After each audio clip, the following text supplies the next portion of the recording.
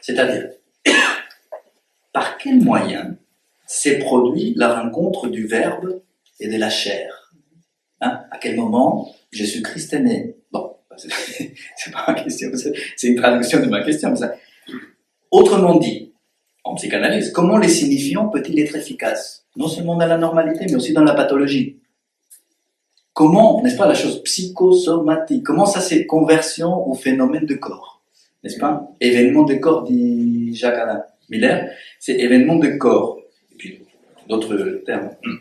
Alors, à ces questions, nous pouvons répondre que le signifiant paternel s'incarne dans la chair par l'intermédiaire de la parole maternelle, puisque c'est la mère qui permet au père symbolique d'opérer en tant que parole tierce, en tant que parole reprise, en tant que parole qui a valeur de source de vie ou de mort.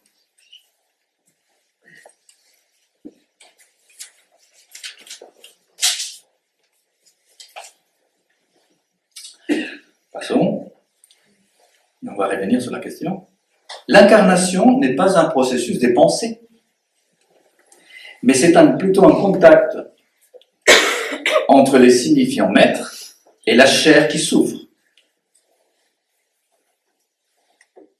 Ça, c'est une base nécessaire pour la valorisation, une base nécessaire qui impulse un combat pour la valorisation du corps. Le salut, par ainsi d'une incarnation qui, loin d'être un nihilisme, humanise le corps et donne sens à ce qui n'est pas transmission, mais bien responsabilité du sujet. Le sujet peut alors se passer du signifiant transmis, mais à condition de s'en servir. Vous vous souvenez de la phrase de Lacan dans le séminaire sur les symptômes, qui est le père. Je peux m'en passer, je vous cite Lacan, dans le symptôme. Supposer le nom du père, c'est Dieu. Supposer le nom du père, c'est Dieu.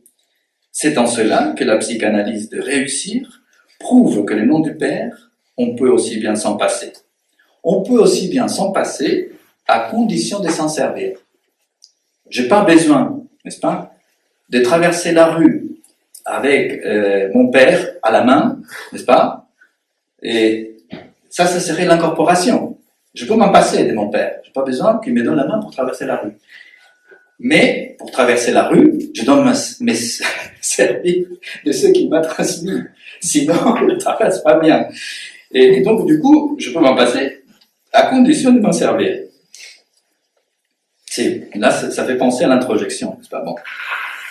Mais s'en servir ne signifie ni imiter, ni s'identifier au père, ni non plus vivre sous sa dépendance, ni encore dans la haine ou l'indifférence par rapport à lui, mais bien se servir du processus du désir incarné comme moyen de savoir, de construction, de transmission. Cependant, si dans le christianisme, la religion du Père devient le Fils et peut ainsi se transmettre, c'est parce que celui-ci est incarné en homme et donc converti en être charnel. Ah, c'est ça les problèmes de Jésus-Christ. Quelqu'un disait, c'est beaucoup plus facile d'être Dieu que d'être un homme. Et donc, quand Dieu s'incarne en l'homme, c'est là que ça va vachement mal.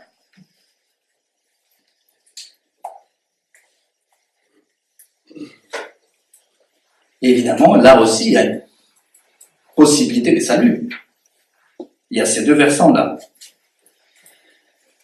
Si dans le christianisme, la religion du Père devient le Fils et peut ainsi se transmettre, c'est parce que celui-ci est incarné en homme et donc converti en être charnel qui souffre et qui jouit. C'est pour ça que, pour les chrétiens, la naissance biologique, la filiation charnelle, doit s'accompagner d'une renaissance, d'une filiation spirituelle. Le Verbe, qui est mâle, plutôt mâle, et qui représente le Père, s'incarne dans la chair, qui est féminine et à valeur de mère, se transmutant ainsi un véritable aliment de l'âme. L'aliment de l'âme, c'est le souffle vital. Voilà les trois éléments, n'est-ce pas, du Père, du Fils et du Saint-Esprit.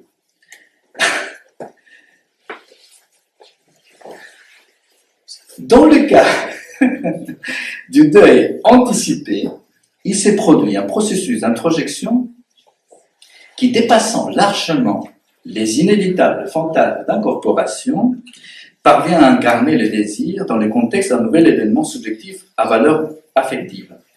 Je vais passer rapidement, parce que ce qui m'intéresse, c'est, si on part de l'idée,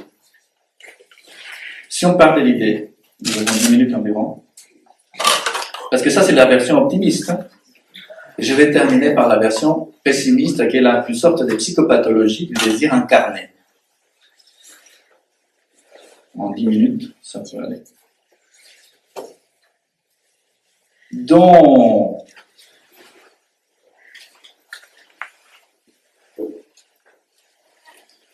en 74, vous vous souvenez de cette phrase de Lacan qui dit « C'est quand le verbe s'incarne que ça commence à aller vachement mal. » Il dit ça comme ça. Le triomphe de la religion, 1974, page 90. C'est quand le verbe s'incarne que ça commence à aller vachement mal. La question serait de savoir pour nous de quel type d'incarnation il s'agit.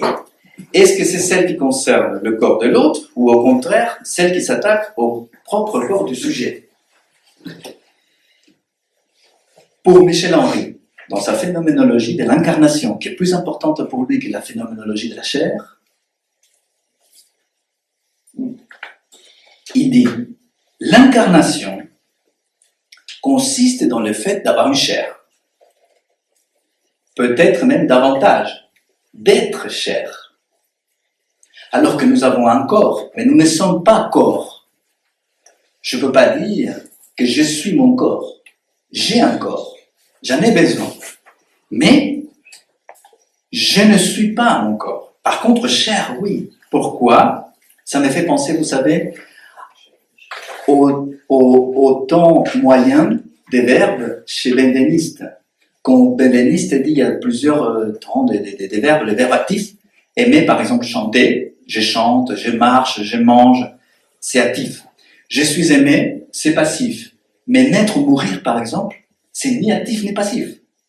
Je ne peux pas décider un jour de naître. Je ne peux pas décider un jour de mourir. Je peux essayer de faire toutes les choses possibles pour mourir. Mais le fait même de mourir, ce n'est pas un acte de moi. Je ne peux pas le contrôler.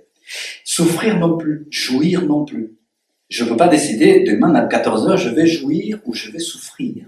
C'est pas possible. Ça ne marche pas. C'est le verbe moyen. Et voilà.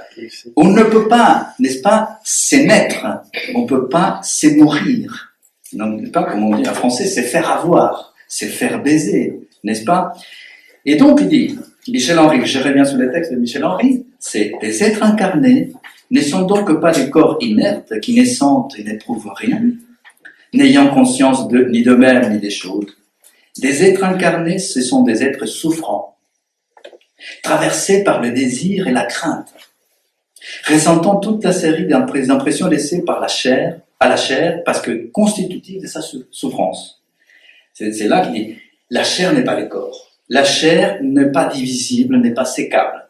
N'étant pas composée des particules ni d'atomes, c'est pas biologique, mais des plaisirs et des souffrances, des faims et des soifs, des désirs et des fatigues, des forces et des joies. Et donc, c'est ça, la chair. Alors évidemment, ça peut aller dans les bons sens comme dans les mauvais. Si je suis marqué par tant de souffrances, par tant de faim, par tant de soif, de fatigue, de tyrannie sur moi, je peux faire des choses terribles, aller au fanatisme, évidemment. Mais aussi, il y a le côté positif, évidemment. Mais bon, et ces impressions, pour lui, pour l'instant, on est dans la phénoménologie seulement. Il y a quand même un point intéressant dans la phénoménologie. Donc.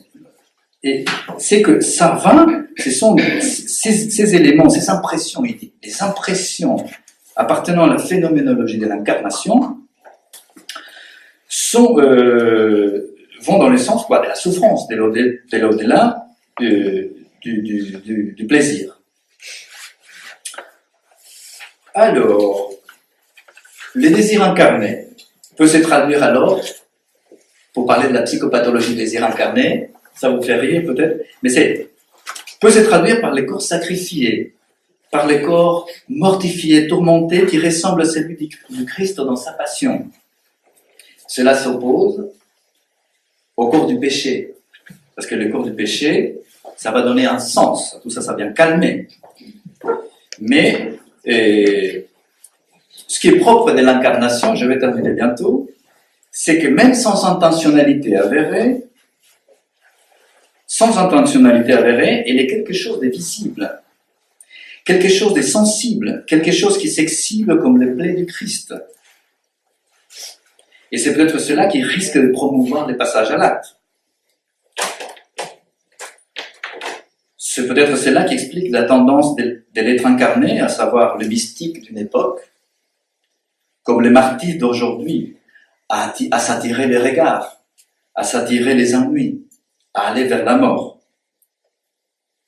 Si la pathologie générale du désir incarné essaie de voir son corps portant les signes et les symboles de la passion du Christ, on peut parler, selon Gélis, de deux types de martyrs. Un martyr rouge, inscrit dans le temps court d'un supplice public, fait donc place dans l'histoire, à l'époque moderne, au martyr blanc, vécu dans le secret d'une cellule monastique. Un martyr que l'on s'inflige à soi-même, le martyr de toute une vie.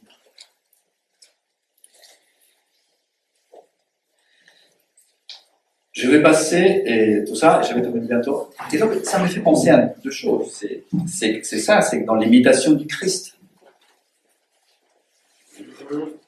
il y a moins de figures que vous pouvez imaginer aujourd'hui, non seulement les saints et les mystiques d'une époque, mais aussi quelques personnages modernes d'aujourd'hui qui captent un grand culte collectif, qui traversent parfois les âges.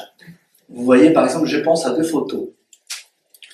Une photo, puisque ce qui est important, il y a beaucoup de gens qui sont intéressés à cette question-là, c'est que le Christ dans la croix, il a une blessure du côté droit, qui est infligée par une lance.